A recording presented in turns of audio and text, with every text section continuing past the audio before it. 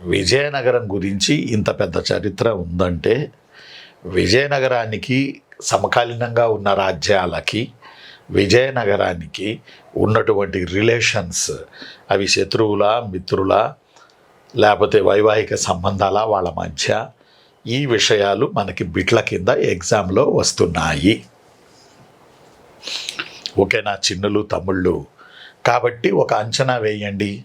విజయనగరం అనుకోండి, విజయనగరం రైట్. విజయనగరం ఎదురుగా ఎవరున్నారు? ఇటు పెట్టుకుందాం. ఇటు ఎవరున్నారు?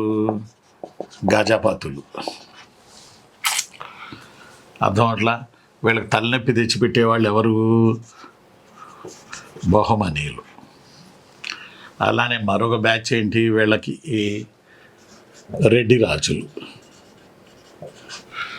రెడ్డి రాజులు బహుమనీయులు. విజయనగరం గజపతులు అంటే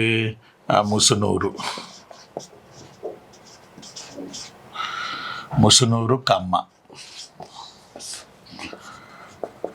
దేవరకొండ, రాచకొండ, వెలమలు.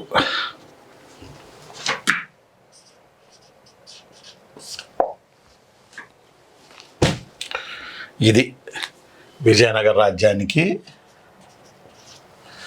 సమకాలీనంగా ఉన్నటువంటి ప్రధానమైనటువంటి రాజ్యాలు.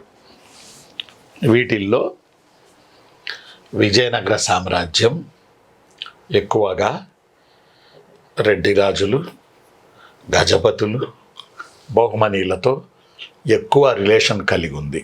అది యుద్ధాలైనా, అది మిత్రత్వాలైనా, అది శత్రుత్వాలైనా. విజయనగరం అనే బ్రహ్మాండమైన రాజ్యం ఉన్నప్పుడు 1336లో 1670 వరకు అంటే విజయనగరానికి సమకాలీనంగా నార్త్లో